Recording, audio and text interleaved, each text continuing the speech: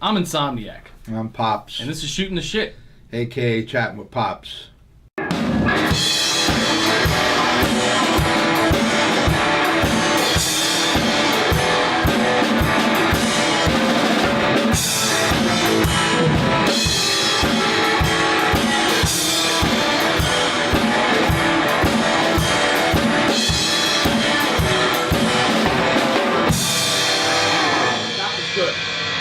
Was good. Now that one was pretty decent. I'd like to see something. All right, this is episode. I never get this right. 17. 17, I This believe. is episode 17 of Shooting the Shit, and you're seeing this because it is a public episode. Once a month we do a public episode. If you want to see this segment weekly, it's for patrons only. So go to the link at the top of the video description and sign up at the Patreon page so you can see Shooting the Shit and a bunch of other stuff that's Patreon exclusive. Anyway, this week's topic was actually submitted by my mother. And it's a pretty interesting topic. It's basically the gender roles back then versus now for couples.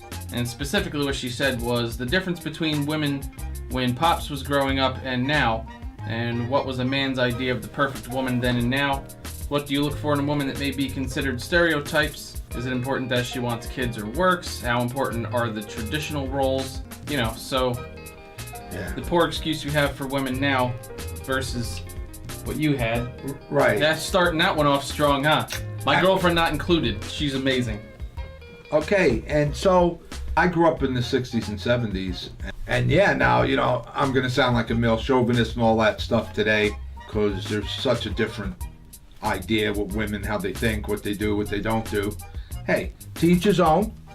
I'm not knocking that necessarily, but try not to call me a male chauvinist. However, you know. But if you do, leave it in the comments. Well, you know, so yeah, for me it was that very old school thing of, you know, wanting to find a woman who, you know, definitely was going to have children and be a stay-at-home mom and all those old school values. And there's a lot, you know, more specific and, you know, deeper values and deeper things about, you know, what type of woman, say, I would have looked for. It was very important that I found a pure and chaste woman. You know, that's for sure. And I did. So that was important to me. It's a different time. When I was young and in school, you know, late junior high, high school, if you heard, for instance, that a girl was having sex, it was like, wow, it got around. I mean, she had a reputation. Now today you can't even talk like this. Like, what are you talking about? You know. Today, if you hear that a girl, especially in high school, hasn't had sex, that's the news that gets around. Well, right. So here I go. I'm talking, and depending on who would look at this, and be like, oh yeah, fucking, you know, I'm fucking old school, you know. But no, you know, the reality is that's how much things have changed, and I'm talking about in the 70s when I was in school there and stuff. You know, like not even 87. You know, and unfortunately, you know, they, no matter what anyone would say, and I still think it's very much similar today, whether they admit it or not, because things are so much open and freer. You know, you got a reputation, and it was like, you know, and it wasn't good, you know. So again, just listen what I'm saying. If there was the few, you know, because it and like you're saying, the things I hear now today, what girl hasn't had sex in high school? What girl hasn't? No, none of that. You know, that was not like that. You know, and now it's just like everybody's out of control. Well, everything's running rampant. To touch on that before we move on to other parts of that question, I mean, I'm from a much newer generation of hoes. All women are not hoes. Unfortunately, hoes. You know, unfortunately, most of them.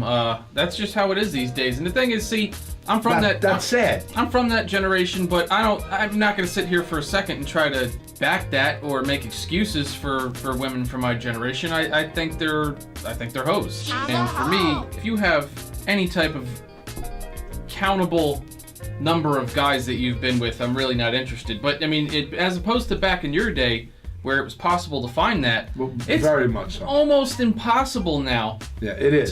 To find a female that hasn't been with at least 2 or 3 guys. Now, I don't have a problem with sex at all, but I mean, when it comes to, you know, well, that's how they get. Wait, you don't have a problem with it. That's how this happens. Yeah, but see, I'm putting it into the context of like when you're actually trying to find a partner.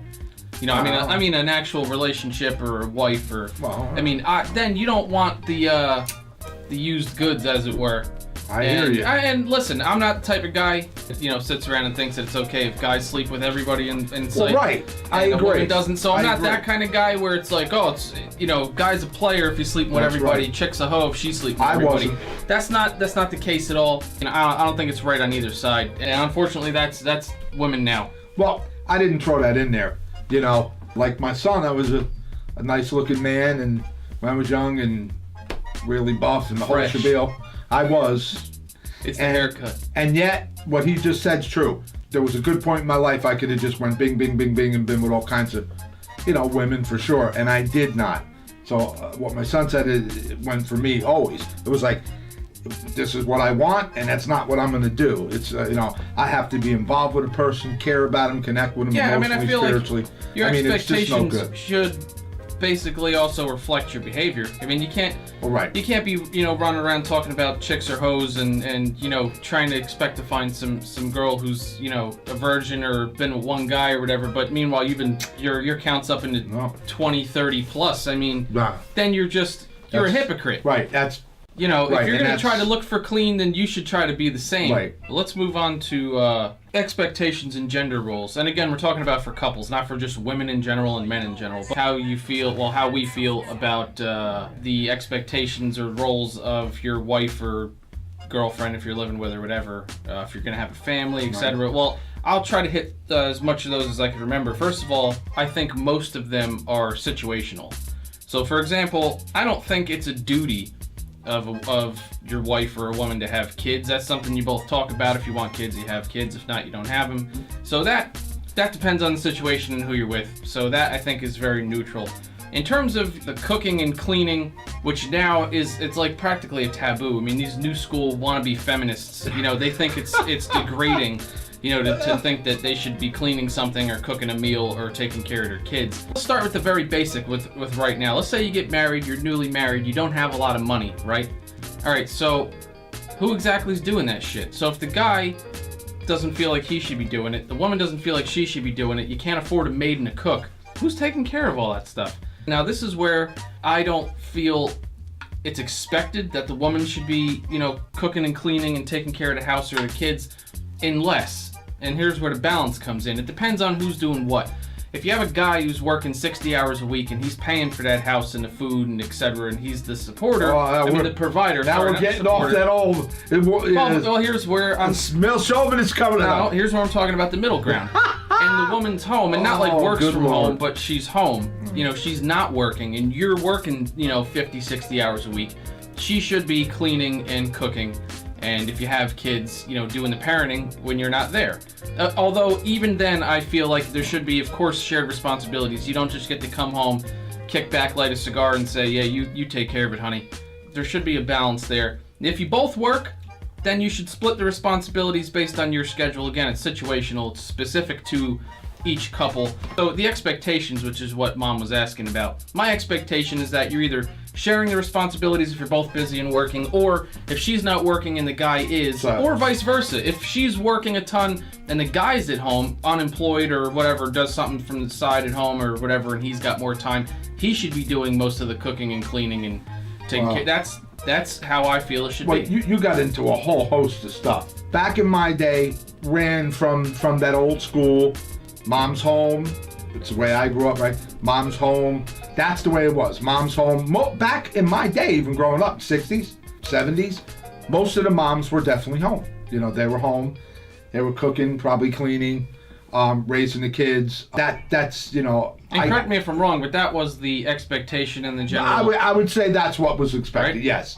But, if you spoke, see, this is the thing about, if you spoke to, I believe, most of the women and mothers and things back then, they wouldn't have said, like today, it's so frowned upon to have, male chauvinist pigs. They wouldn't have said that. Most women, I've heard them talk about it, say, I love being a housewife, raising my kids, being there with my children. Right, they took pride in their work, because that is work. It is work. There are some guys, and that's where the difference between like us and some guys. Some guys are male chauvinists, and they don't consider that work. They consider that just your duty, and you don't do Right, anything. no. That's a lot of work, and women, I think back then, they took pride in that. No, they did. You know, they did. enjoyed, making the house a home, and they... And mothers were mothers. Right. I mean, for instance, Phyllis, that was my mom's name, Phyllis. Wow, man, she was so awesome. Come in, sit down, eat. She treated all the neighborhood kids the same way, loved on them, and they called her like God. She was like second mother. Heard that a lot about my mom. Heard that a lot. How just what we're talking about. She took pride in it beyond our family. When my mom was on her deathbed, literally, I ran into a guy in the hospital from the neighborhood. Rough guy, did a whole stretch of years in jail. His nickname was Cue Ball. I ran into him and he said, "Hey, what are you doing here?" So me and my brother, "Oh, my mom's here. She's sick. She's dying." He went in the room, said hello to my mother. Now this is a hard, tough man. Bad, one of the baddest dudes I've ever ran into and know. He saw my mother, talked with her, couldn't stay in the room, walked out in the hall, was in tears, and said, "Your mother was like," again, I repeated earlier, was the mother of the neighborhood. She was he was like, there was a second mother, and if you didn't have a mother that was right, she was mom. This guy, and I ran into him 20 years later, sitting in a diner, and he said the same thing about my mom. My mom came up. That's some testament about how women and moms were. Well, that was a role then, and like I said, there was pride in it. Now it seems like a lot of people look at kids as setbacks, like they're almost like obstacles now, rather than a goal or something to take pride in. And I think the clear difference there is there was an expectation, but an accepted expectation back then, that a wife could be a mother, a stay-at-home mother, take care of the house, etc.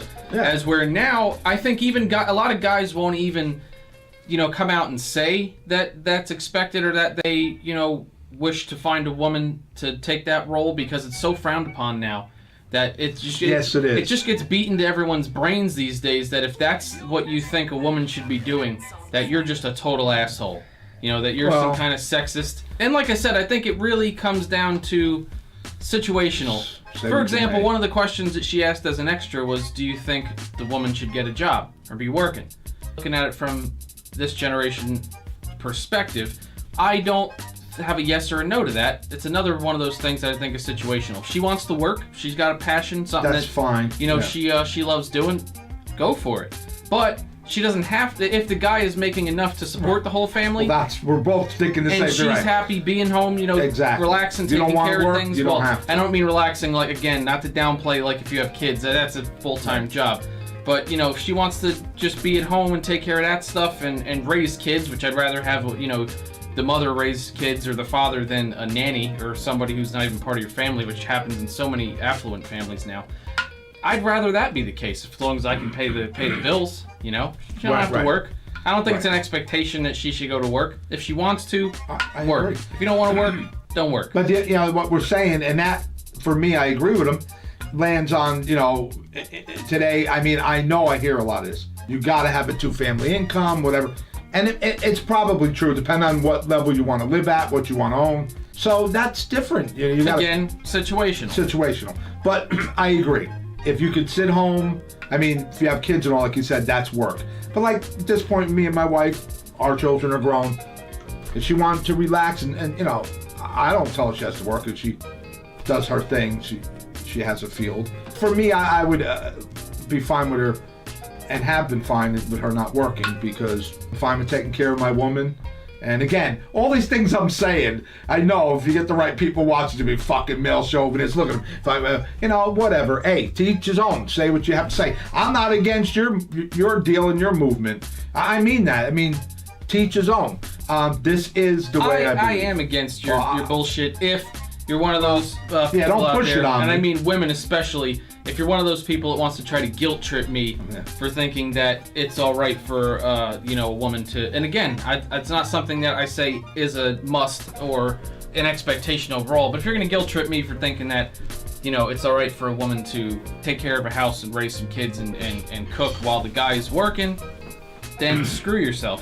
That's the way I feel about it. Well, it's because again, it's not like the old days, or the stereotype where it's like you're a woman, you should be in the kitchen. Not at all. But like I said, if she's home, you're working, she's all right with that. Well, you know, nothing wrong with that. So let's back up for a second to, I think, part of the wrap-up of the whole thing, but one of the specifics that was in her paragraph of a topic here, which is, back in the day, what was the picture of a dream woman? And you don't have to say, Mom, we know that. No. But I mean, in terms of like, you know, if you were painting a picture of your perfect woman, not physically, but in terms of characteristics and roles, well, etc., what was that? Right, all the physical stuff was important, and it was there. But yeah, no, just what we're talking about. A woman that was there with me, a woman who stood by my side, I stood by her side. We loved and took care of one another. We were really one when we got joined, because I believe you're one when you get joined in marriage. And, you know, and again, what we talked about earlier, definitely pure, chaste, a nice girl, innocent on the important levels, like what we started on talking. Perfect woman is all those wonderful sets of values. And you know what? Early on, I found Jesus Christ my Lord and Savior. We're not here to preach. And I knew then that I wanted those values. I wanted to love my woman as Christ loved the church. And so that's where I carried on my values. So again, there it is, very old school again. I went way back biblical. So, hey, and I know people can look at this and go, but that's my, you know, I gave you that answer. That's the deal. And it's very important that I have that, and I'm very blessed to have that. And a shout out to my wonderful, talented wife. Well, my idea of a dream woman, and I'm not just saying this because I'm with her, is my girlfriend, which is that's everything that I was looking for. Because I want. Well, let me say it, Rosemary. She's amazing. I like a woman that, you know, is smart and independent, and, you know, has goals and aspirations and works hard because she has a passion for what she does. But at the same time is totally couple-oriented, where everything's a conversation, everything is a give and take, and everything is what do we want together type of thing. And I'm not putting this into perspective of what today's dream girl is. I don't know what every guy wants. Who the hell knows? But I'm talking about what I want, and that is somebody who is willing to look into the future a bit and adapt and adjust and make changes together to do whatever exactly, you know, works for us as a couple. Sure. Together. Yeah. And that's also hard to find. There is a lot of selfish crap out there these days, and it just seems to be all about, you know, which side's going to get catered to more, and that's not what I like. What can you give? I like not the 50-50, but the what? No, that's what these broads are. What can you give me? Give you some coffee if you want. What are you going to do for me? Right. Oh, I will. Oh, you got it. No, see, the relationships, like a lot of smart people say, they're not 50-50, they're 100. 100. That's right. 100. And that's the way I like it. That's my idea of a dream girl. Absolutely. Very, very hard to find. But when you do find one, you know, make sure you you start saving up that half a car price for an engagement ring. Hold on. Get what you got to do. But that is a dream woman. Yeah, so, you know, this was an interesting topic, Mom, my honey, gave us. And, you know... Thanks, Mom. Not too crazy guys today. That's 2 weeks in a row. Leave in the comments what your idea of a dream woman is, or if you're one of the females watching this, leave a comment. Let me know about what you think. Pops the mill chauvinist, fat bastard pig. Yeah! Or if you're one of the females watching this, leave in the comments what you think the gender roles are supposed to be, you know, for a couple, and how you feel about this topic in general, and what we said, and what you think your opinion is on it. And because, I mean, I want to hear it. Like I said, I mean, I don't think either one of us were like, you know, hardlining the camera today. Like, this is the right way to do. Everybody's got their different ideas. But also, I don't want to abuse anyone. I'm just speaking my view. Abuse anybody. No. I'm saying, like, someone's going to leave and drop some messages now. I don't want to be torn up into 50,000 pieces because we didn't, you know, we're just speaking our heart and our mind. Nope. And so that's my point when I said take what you need, leave the rest. You know, keep it real. I mean, I do have people outside of this, you know, thing we're doing. I get calls sometimes like, listen, you don't like it, don't watch this one. You know, I want to make you laugh sometimes, whatever. And then sometimes it's, you know, it's what we feel. It's what we believe. You can't tell me what not to believe. And I got news for you. Howard Stern would not be a gazillionaire and such a big deal if he wasn't who he wanted to be. Tangent alert. I'm just saying. So, all right, anyway. So anyway, it was a good conversation, very thought-provoking, and I think an important topic. Not that I don't like Howard, but... Not that I like Howard. I like Howard. Tangent continues. Yes. But oh, this kid's a pain in the ass. very, very thought-provoking and important No, topic. it is. I liked It was good. because this is a public topic, and we said this last week. But anybody who's not a patron didn't see this. I'd like to let everyone know that he has his own account now, so you can actually leave comments directly for him or for And us. forgive me, I'm slow getting to them. Yeah, and get to the comments. I know There's people leaving new comments, and you're not answering. I'll get to them. If you want to leave a comment for him or for us, we'll both do our best to get back to you. I basically spend every waking moment answering comments at this point, so I'll answer. To all you wonderful, pure, chaste, beautiful women, God bless you.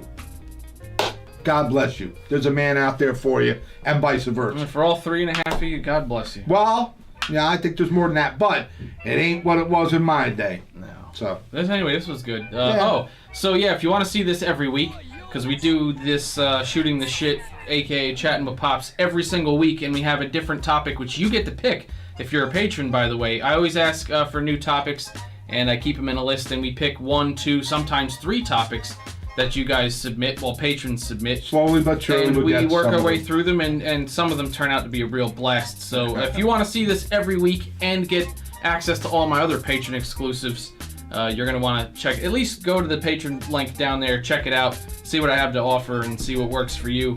If you have $1, it might be worth it for you. $1? I'd say Wow. it's worth it for you. But go figure. Good stuff. Thanks, Mom. Hey. See you later. Peace out. Oh. Oh, roll the insomniac. The Oh, big man. Jesus. The big man. Roll the insomniac. Yeah, right.